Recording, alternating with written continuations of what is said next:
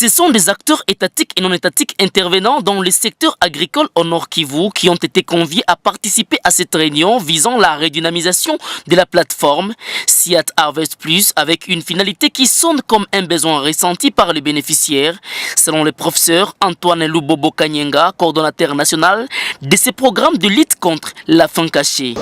Étant donné que nous avions travaillé dans cette province plus de 8 ans, nous nous sommes dit il y a des choses comme la coordination se trouve à Bukavu et on est trop pris.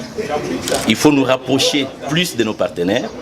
Comme ça, certains des problèmes, des contraintes auxquelles font face nos partenaires peuvent trouver solution à ces niveaux-là. C'est de savoir maintenant faire un tri, le choix des partenaires bons, des bons partenaires avec lesquels nous allons commencer, nous allons continuer les programmes en appliquant des nouvelles stratégies que nous allons mettre à la disposition de la plateforme. Ces stratégies ont été expliquées durant cette séance de travail et ont permis d'adopter un mécanisme qui maintiendra une franche collaboration entre Harvest Plus et ses partenaires.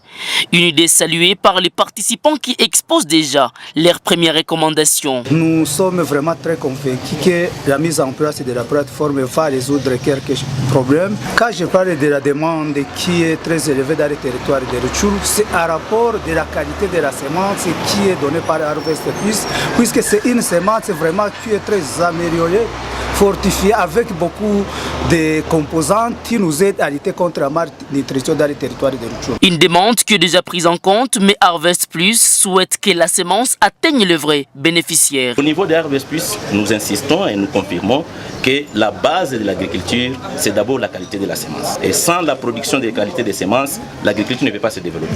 Mais il ne faudra pas que cette production de la semence soit aux mains des égoïstes, des gens qui veulent seulement s'enrichir sur les dos des paysans. Soulignons que le SIAT Harvest Plus est un programme qui œuvre dans plusieurs provinces de la République démocratique du Congo depuis plus de 8 ans et vise à réduire la faim cachée pour les populations souffrant de la malnutrition en leur offrant des produits alimentaires bio fortifiés.